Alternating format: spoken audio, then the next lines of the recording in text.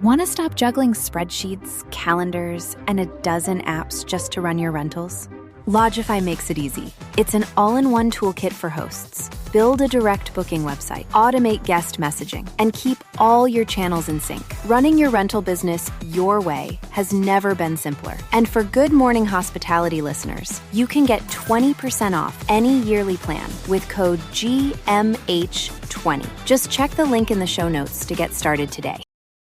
Welcome to Good Morning Hospitality, your one-stop shop for the latest news, noteworthy trends, and thought-provoking discussions across the industry. From hotels and short-term rentals to all things travel and hospitality, you'll find each episode equips you with the information that you need to start your week. Join us on Good Morning Hospitality every Monday, wherever you get your podcasts.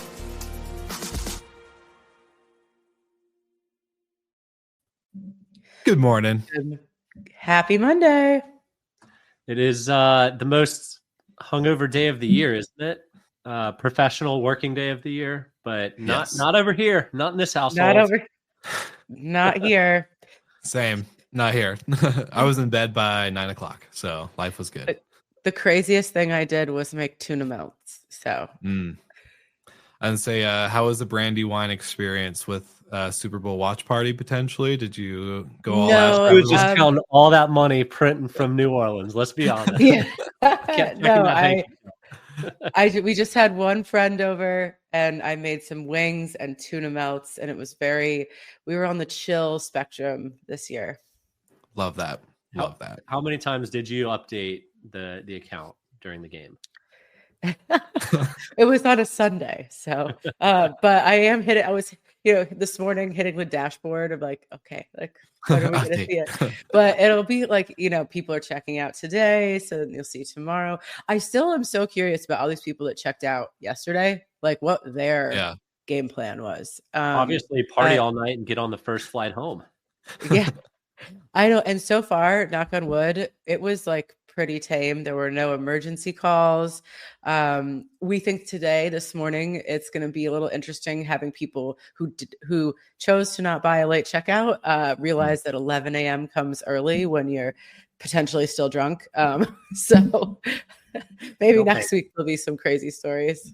What's another $150 if they've already spent $2,000 a night on a room? So seriously, no big deal. Seriously. Well, I wasn't rolling in money like Brandy is going to be after everyone checks out, but I did win $300 from betting on the Eagles. So I'm pretty excited. $300 into my gas tank, maybe into some other things in life. So it felt good. That was a big win. That's what's up. We'll take it. We'll take it anywhere we can. Michael, did you guys do anything fun with the kids or early night? Yeah, well, late night. The kids were up a little later than normal. Kristen was out of town all weekend, so Dad's home. Well, she got home, and then they were very excited and didn't settle down at normal bedtime. So, but yeah, nothing wild. Little 6-year-old birthday party this weekend for one of Oliver's friends. Dad life.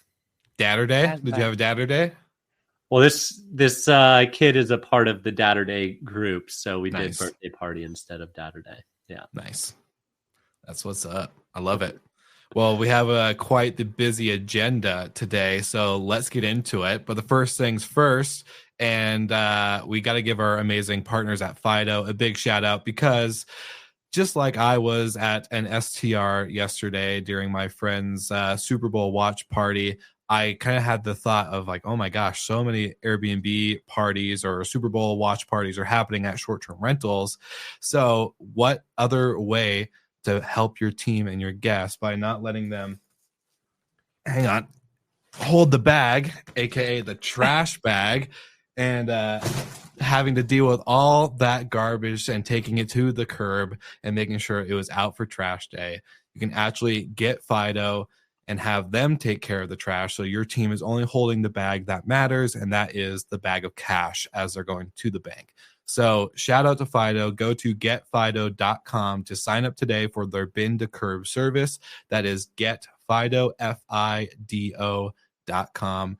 And you can learn more there and tell them that you heard it from the podcast, Good Morning Hospitality, and they'll take great care of you. So shout out to Fido.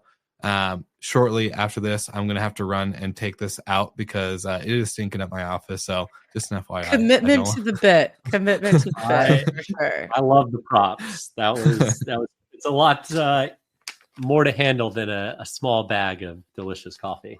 So 100%. I love it. Yeah, but gotta give them a good proper shout out. So shout out to the team over there. They've been too good to us. So wanted to give a little fun, interesting ad today. But without further ado, like we said, we have a lot to cover and want to get into probably the number one topic of the week, which is Vacasa buyout drama. So Michael, do you actually want to lead us in for kind of the story at hand? Yeah, so Thursday or Friday, Davidson Kempner, who is a board member of Vacasa, signaled that they're interested in buying Vacasa at a higher premium than what Casago had offered. So there's a lot of implications that go along with this, which we want to get into. But initial thoughts on a late entrant. First of all, I didn't know it was legal. But is this the right move for the industry? And Will, I know you had some thoughts on that, and then we can get to Brandy's thoughts on what's actual feasible and likely to play out. Yeah, I will say just my thoughts on if this is the right move for the industry. I'm passionately going to say no. This offer from DK is not going to change anything. Brandy made the best point behind the scenes, and it's the same story. It's just going to continue the cycle if DK is the winning offer. Versus a strategic acquirer like Casago, who is an actual operator who would change the model to make it more sustainable for the business itself. So from an industry standpoint, I think this is a horrible offer to even consider.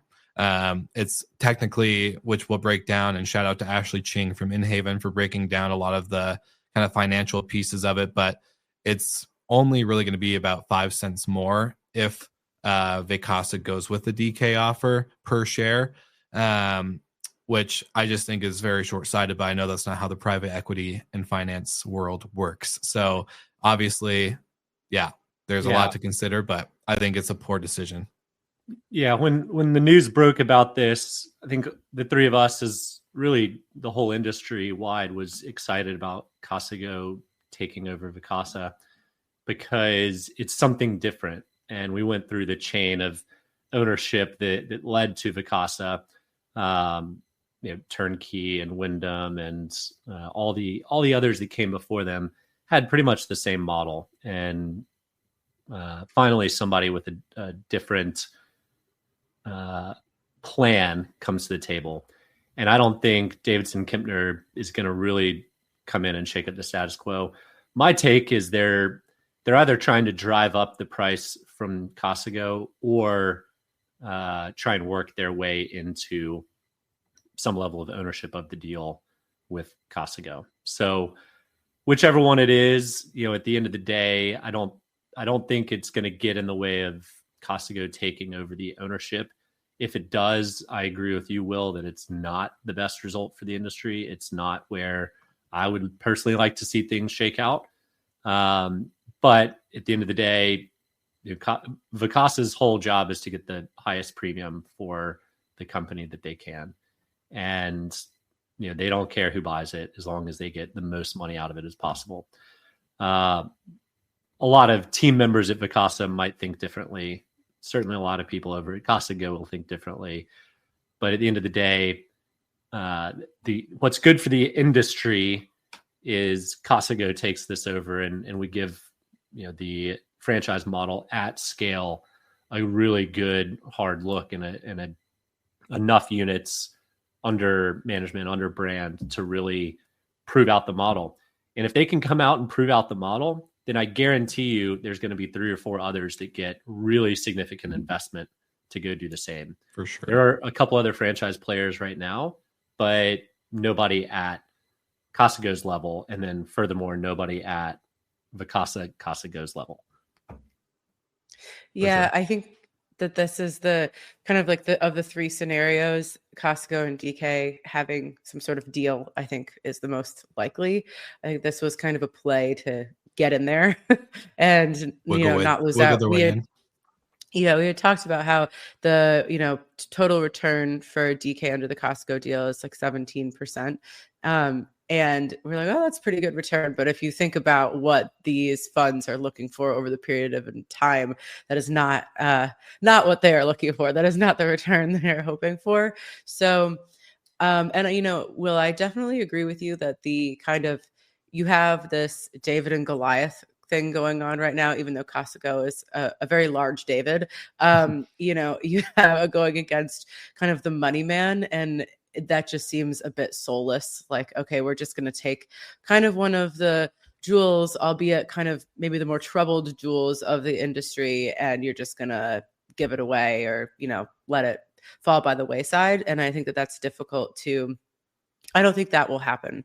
I think that there's too much like at stake, and DK, I don't think they really want to come in and, be responsible for the management of this business and installing a new team or whatever. They just want to make their money back. So that's why I believe the Costco deal with some sort of DK, participation is most likely.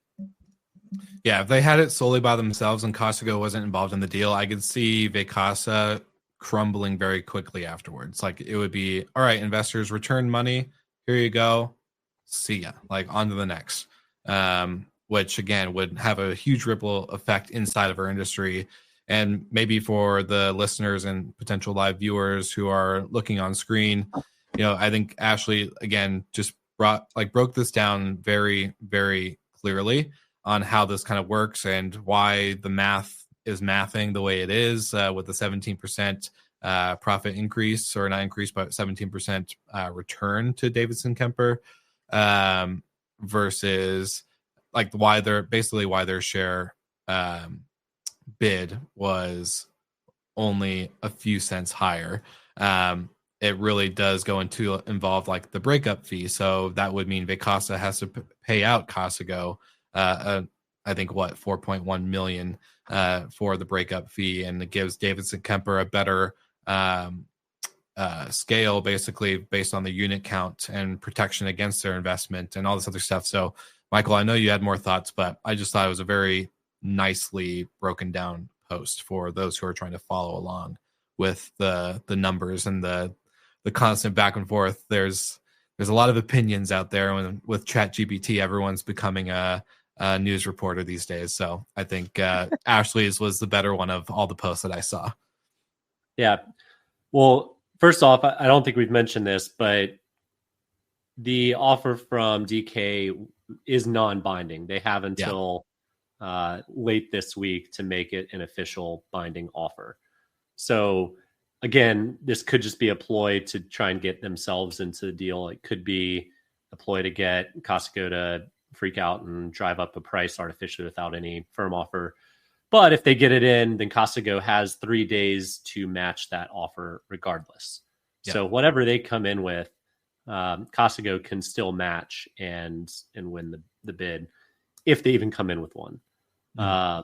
So that's point number one. Point number two, Vacasa, I won't even call it an IPO. They SPAC'd in 2021, the end of 2021. So it's been 3.5 years since they went public. They've had massive turnover at leadership, and rightfully so. And if they don't have a massive shakeup again, this has been a slow moving death for a long time. Mm-hmm. It never hit profitability. Operationally, it's been a mess. There's probably people that could come in and turn it around.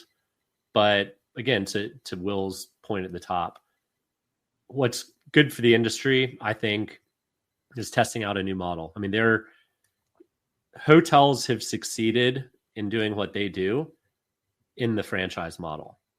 And all of the major players are franchises. So why have we not taken that hint for a decade? You know, when did Airbnb start? 15 years ago, and no one's come out with, at a significant scale, a franchise model. So I'm all for it. I'm really rooting for the Costco team. I want to see the franchise model proven out, and really a resurgence of short-term rentals. I was with the CEO of Wyndham's Vacation Rental Group a long time ago, probably 8-9 years ago, before they sold to Vacasa. And she said that, Wyndham is the only brand that anyone's ever heard of in vacation rentals. And I challenged her that no regular person had even known that Wyndham does vacation rentals. Yeah. So the only brands at the time were HomeAway and Airbnb. That's all that anybody, you walk down the street and that's what people know. So I hope that we can get to a level that people know household names of certain vacation rental companies. It's still probably a ways off on that, but I'm a big fan of the franchise model, and I really hope that it comes together.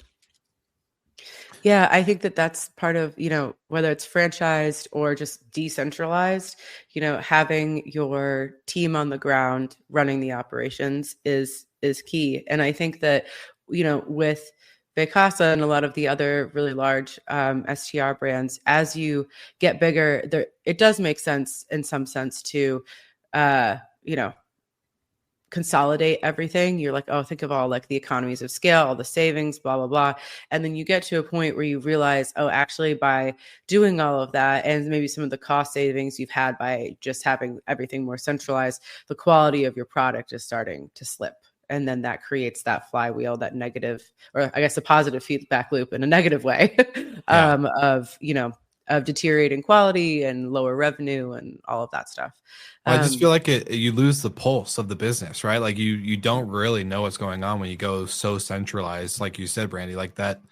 It just kind of gets you out of touch, right? Like it just, I don't know. You lose the lifeblood of what kind of made the product good. And, we could kind of debate if Vacasa's product was ever good based on how they started and SPAC and all this other stuff. But at the end of the day, yeah, I think the decentralized model where, Casago or another franchise can come in and really let the owner on the ground take over.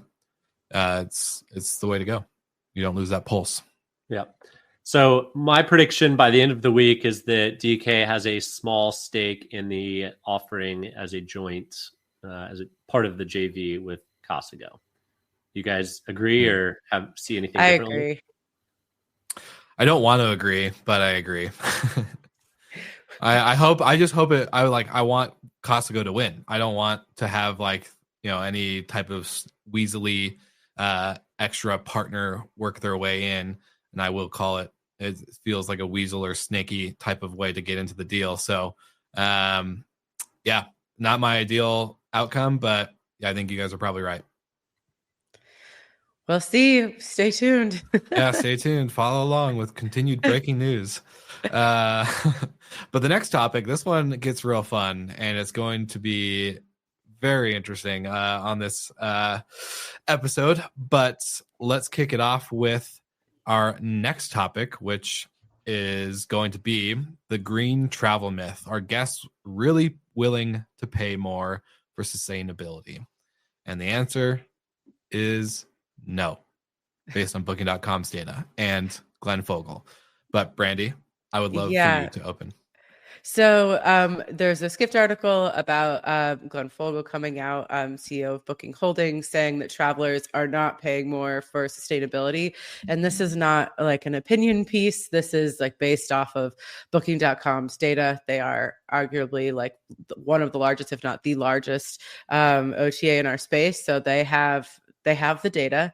And I think that this just, people won't want to hear this, but price is king right now. And I mean, especially if you are like in an area that is having some sort of economic difficulties, like this is, a global brand, you're not going to be super concerned about the sustainability aspect. And also on platforms like Booking.com, I don't know if customers really have the belief that like the badge or the leaf that you have or whatever it is means anything.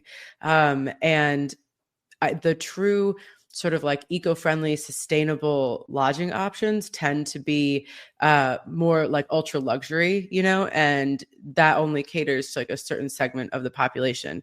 Where if you're looking at booking your family's vacation, you have 6 people, you're going to probably go with the cheapest option that fits all of the criteria you're looking for. And unfortunately, right now, sustainability is something that everybody is like, yes, that's great, but they want somebody else to be the one doing it.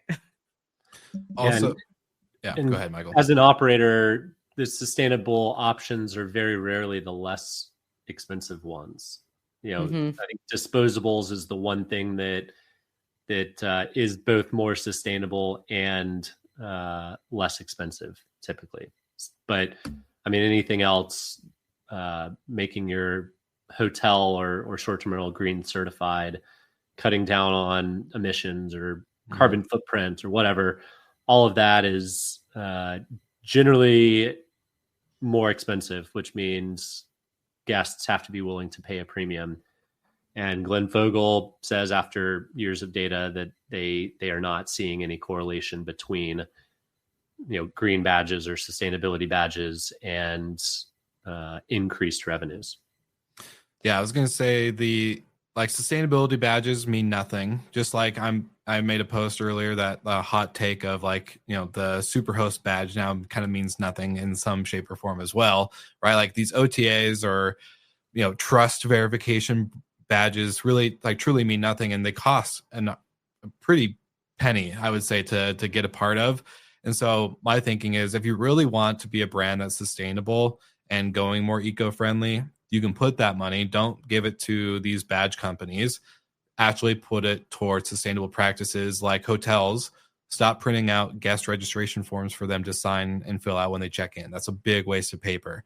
I had the founder of this company called Foxfold on Slick Talk and talking about the actual waste of paper products like toilet paper and tissues, et cetera, right?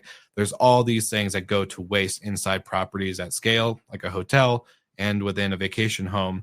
And if you're really wanting to make your company sustainable, I think there's way more creative ways and actual impact the ecosystem that you can do to make an experience. I've seen hotels have beekeeping on property. So you can have a beekeeping tour and honey that's actually brought in from the hive.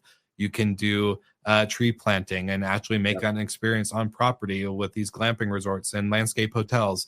There's way more actual sustainability or sustainable ways to make your business sustainable and impacting the world way better. So I think it's a big greenwash. But go ahead. It's a great point that you can make these things part of the experience. And it's a great experience. The beekeeping and planting trees, or even just having kids pick fruit off of trees that have been planted, right? The getting back to nature, and the more people are connected with nature, the more they'll take care of it. Yeah, and a lot of hotels have their own garden, where it's part of their restaurant, and rooftop gardens. Which we saw at Auburn, right? Yep. Yeah. And those things are really cool. It's all part of the experience. So you can charge a premium for premium experiences. And if they are sustainable, then that's a huge added benefit. But I do agree, just saying you're green or just saying you're sustainable isn't enough. If you want to be in that niche, you need to have the experiences that tie in with it. Yeah, I totally agree with that. And also that this kind of disconnect between expressed values and actual values and booking behavior. If you're someone as a traveler who is really eco-conscious, you really want that to be something that you live by, you're going to self-select into maybe going glamping or going to that cabin rather than going to the hotel in the major city. And I think that, and this is just my opinion, but that some of these badges or labels of being sustainable, if you are an urban hotel with, as a generalization, people are just, if they say, oh, I booked this because it's eco-friendly, it's just to make themselves feel better. If you're going on a vacation to one of these, huge vacation destinations, it's not that important to you, or you would be going camping or glamping or something that's more out in nature. On a plane and flying. Yeah. Yeah. And it's just like, I mean, another example of this is like, if you do Google Flights or whatever, it tells you like the CO2 emissions. And first it's like, I mean, the fact that that they're trying to make any sort of airline travel seem eco-friendly is laughable, because it can't be. And it's also like, okay, well, if that flight is like $900 and the other flights are like $350, I'm not going to choose the $900 flight, And so I think there are bigger changes to the system, like making some of these sustainable practices actually more affordable. What are some ways because our industry is so tight on margins most of the time, it is not feasible to ask a business owner to shrink those already shrinking margins without the proof that someone's going to pay more for that. Yeah. I also want to make the comment, and this is also my opinion, but if you are going to become an eco-sustainable brand and you want to do the like reusables and the refillables and all these things and do this and do that, that usually costs you a little bit more money as an operator to do. That's your choice to do that at that cost. It should not be a cost, like Brandy said, to pass on to the customer because you're trying to make them feel better because it's eco-friendly or whatever. Like the CO2 emissions example that you gave, Brandy, is a perfect example. $900 for option A or $350 for option B. I'm going with B every time. If you are a sustainable brand and you want to offer sustainable service at the same price, I'm happy to pick yours, but I'm not going to pay more for it. It's not a cost that should be passed down to the consumer. You're going to be the one that chooses how to, to do that as your own brand. So that's a choice you make. You should lay in that bed yourself. Well, I would say like the exception to that is like these really high-end resorts. Like, yes, but you're not seeing a nightly rate on their website that shows the stay in our eco-friendly dome versus our non-eco-friendly dome for you're just staying in the dome more a night. Yeah, like it's baked into the rate. It's not like a advertising scheme that makes them look bigger and better than they are, and all this other stuff. So I think it all comes down to the buyers or travelers' preferences, and what Glenn Fogel's points were is basically writ large, people are going to choose price over amenity, X. In this case, amenity X is sustainability. That doesn't mean that there isn't a niche of people that will pay a premium for sustainability. People pay a premium for a bag, a purse that holds the same amount of stuff that another purse does. But it makes them feel better about themselves. About the feeling the purse gives you, Michael. Makes them feel better about themselves, right? It makes them look good and get their Instagram. But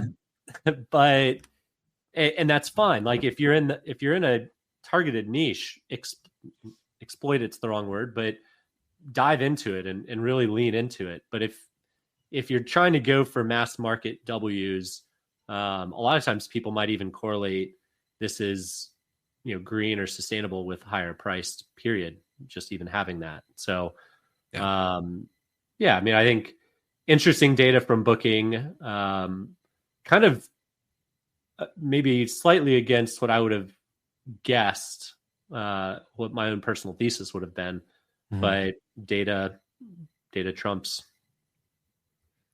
Yeah. 100%. Well, go ahead. No, I just think it's also interesting. Based off of like how things are going economically, I would be more curious to see some of like the deeper breakdowns of their data, and like, are there certain segments that are really willing to pay for that premium? Like, what are those like? And then who is just like cheapest, like sorting price low to high, picking the first one that shows up. Yeah, for sure. Well, it's I'm with Michael too. I was not expecting that to be, because they've pushed a lot of eco-sustainability in the past as a brand from aka booking.com. So to see that they're admitting their data is against what they've been pushing in the sense of sustainability and price, then it was surprising. But again, I think there's I'm a big, just on a personal note, I'm a big person like that's into beekeeping. Like I want to get a hive like out here ASAP. I buy a lot of bee products. I think bees are really important to the environment, and I'm a big fan of the oceans and how the oceans are getting 1%, like 1 degree warmer. It could affect the whole coral reef system, which is a huge impact on our oceans. Like, I like that stuff and I'm interested in it, but there's real problems that require real solutions. And right now, I just don't think an eco badge is that solution. So save your money, your $200 or $500 or $1,000 a year, and put it towards actual practices that will make your business sustainable, financially and environmental wise. Anyways, any closing thoughts before we wrap up? You guys have anything for the group, for the listeners, for the live viewers? Shout out to Terry White, who's commented in always, every Monday. We love Terry. Shout out to you. Anything No, fun? I mean, I'm excited and anxious to see how the Costco drama plays out. But I think in the end, Costco is going to win, whether they have to up their price, let others in. But regardless, we're excited to see how it plays out. For sure. And shout out to Steve Schwab, who is also tuning in live right now. His comment for the listeners: we have to find an intersection of ecosystem and economics so that way we can have a cost neutral pricing for more eco-friendly rentals. Amen. Very well said. So love that. You don't have to choose. You don't have to pay more to get the benefits. 100%. Well, what do you guys got on the docket this week? Anything fun, exciting, anything you could share? You know, Michael better not say same old, but you know, if he does, it's whatever. Just working on some rezoning with the county. So that's not the same old. I've never done this before. First timer over here. So love it. Yeah. And we're, it's probably going to be a post-mortem on Super Bowl, things that went well and didn't go well. So, but mostly went well. And yeah, I mean, I think it's my turn to say same old. We're in the middle of our high season right now. So it's just keeping everything moving. For sure.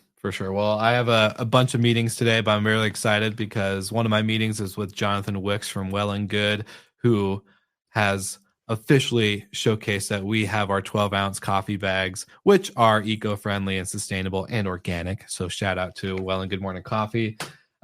We have subscription. They don't cost the same as Folgers either. So yeah, exactly.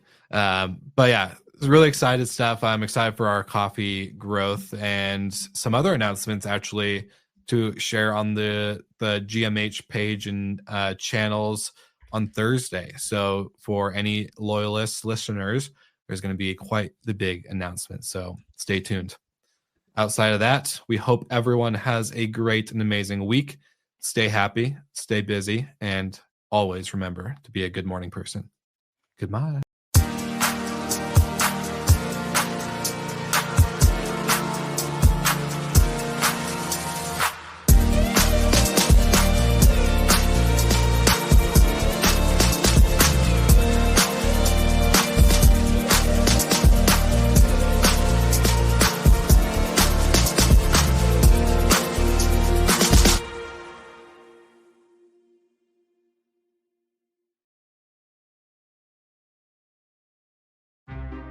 Want to stop juggling spreadsheets, calendars, and a dozen apps just to run your rentals? Logify makes it easy. It's an all-in-one toolkit for hosts. Build a direct booking website, automate guest messaging, and keep all your channels in sync. Running your rental business your way has never been simpler. And for Good Morning Hospitality listeners, you can get 20% off any yearly plan with code GMH20. Just check the link in the show notes to get started today.